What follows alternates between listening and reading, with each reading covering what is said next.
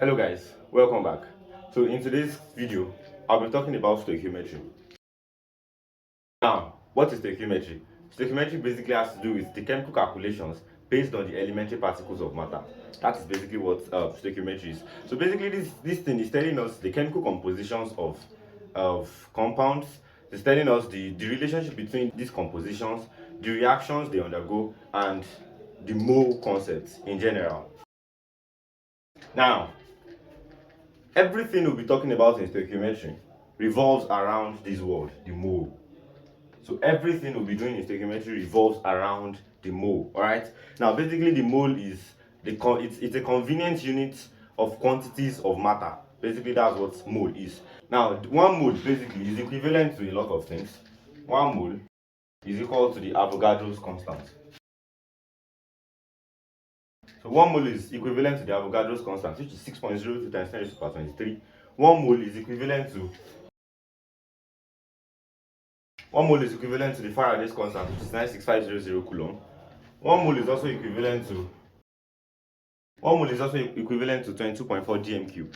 We have a lot. 1 mole is also equivalent to the molar mass of elements. We have the mole is equivalent to a lot of things, alright? So I'm going to be giving 5 formulas for calculating mole.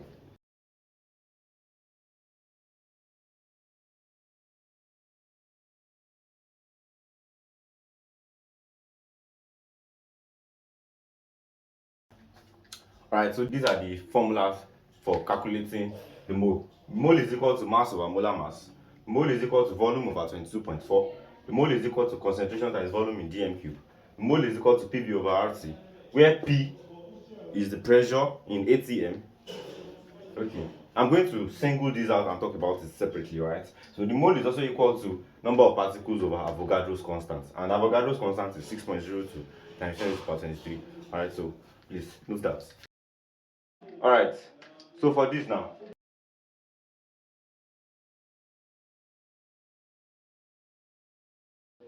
alright, so yeah, the P is equivalent to the pressure in ATM, the V is equal to the volume in dm cube, your R is a constant, it's called the molar gas constant, which is 0.0821 ATM dm cube per mole per Kelvin. Then your T is equal to temperature in Kelvin, alright? So these are the basic things that you need to know before we start solving questions, alright? So now, let me talk about the molar mass. The molar mass of a substance is the mass in gram of 1 mole of the substance. The mass in gram of 1 mole of the substance. The mass in gram of 1 mole of the substance. So it's not that hard, right? So now, the molar mass of an element is actually called the relative atomic mass, while the molar mass of a compound is called the relative molecular mass, alright? The molar mass of elements, as I said earlier, they are referred to as what? Relative atomic mass. And then let's check some, for example. There are a lot of them, right? Basically, all the elements they have relative atomic mass. All the elements have relative atomic mass, but then you don't need to know the relative atomic mass of all the elements that we have in this life. You just have to know some common ones that are among the first 20 elements in the periodic table, alright? So, for example, hydrogen is 1, carbon is 12, sulfur is 32, oxygen is 13, hydrogen is 1, potassium is 39, calcium is 40, magnesium is 24, sodium is 23, phosphorus is 31, nitrogen is 14, aluminium is 27, chlorine is 35.5, and the likes like that. So that is for relative atomic mass. Now, for compounds.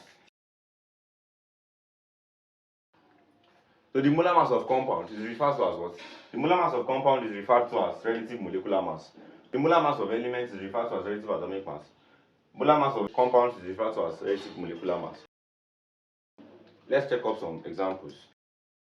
Now, for example, H2O.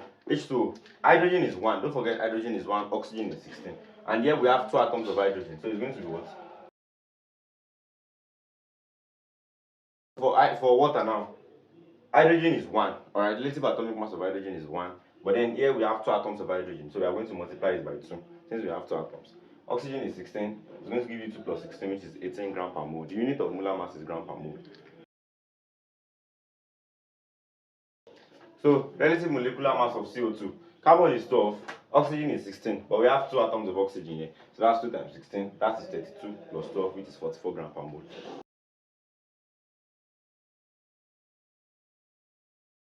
So for H2SO4, hydrogen is 1, but then we have 2 atoms of hydrogen here, which is 2 times 1.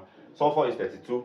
Oxygen is 16, but we have 4 atoms of oxygen, which is 4 times 16. So that's 2 plus 32 plus 64. So 2 plus 32 is 34. 34 plus 64 is 98 grams per mole. So that is it on molar mass. So let us proceed to solving questions on the mole concept itself now. Alright guys, so we have this question now. So it says, calculate the number of moles present in number 1, 5.3 grams of Na2CO3, 4.25 times 10 raised to the power 21 atoms of copper. So how are we going to go about this question? So basically, to solve questions, the first thing is what? Identifying the knowns and then using it to find the unknown. Do we get that? So yeah, let us pick the first question.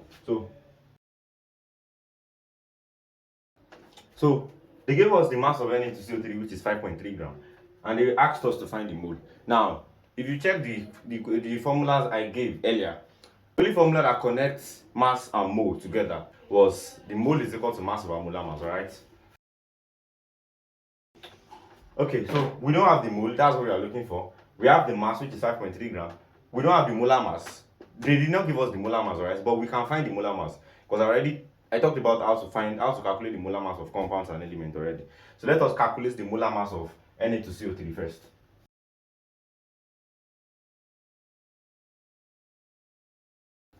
Alright guys, so we have the mass 5.3 grams. We have the molar mass, which is 106 grams. We just calculated that.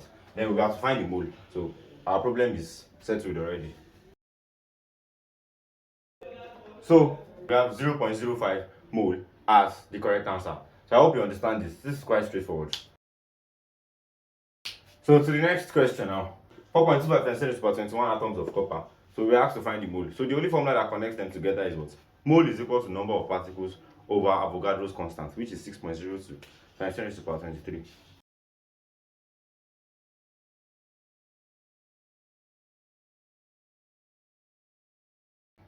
Alright, so this is what we have for this. So let us check some other questions.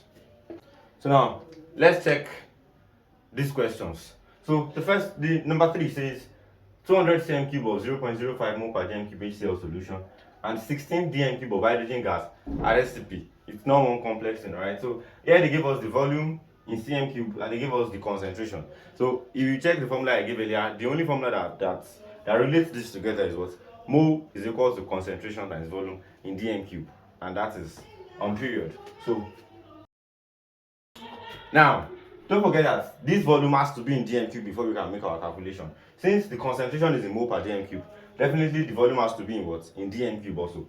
But then they give us the concentration in cm cube, so we can easily convert from cm cube to dm cube by dividing by 1000.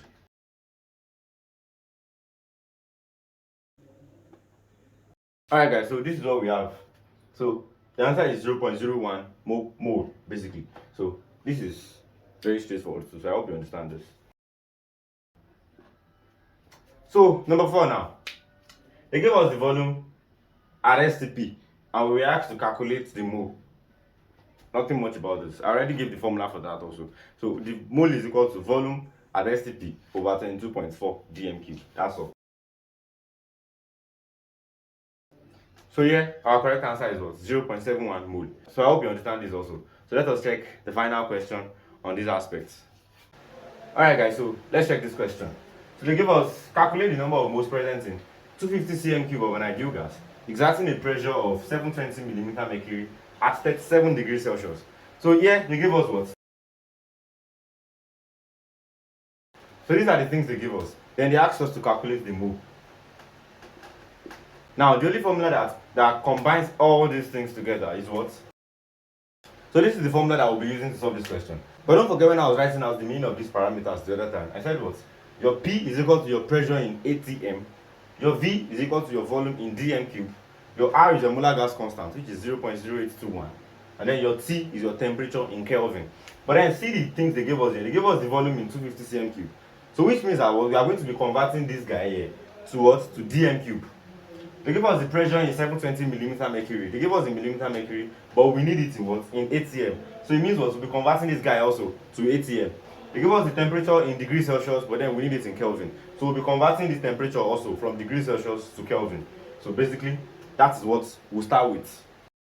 Alright, so now, To convert from cm cube to dm cube, we divide by 1000. To convert from millimeter mercury to atm, we divide by 760. Then to convert from degrees Celsius to Kelvin, we add 273. That is all.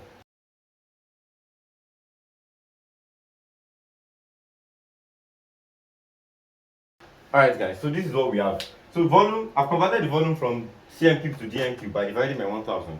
Converted the pressure from millimeter mercury to atm by dividing by 760. Then converting the temperature from degrees Celsius to Kelvin by adding 273. We gave me 310. Then my R is a constant, alright, 0.0821. So we can proceed to the next thing by calculating the mole.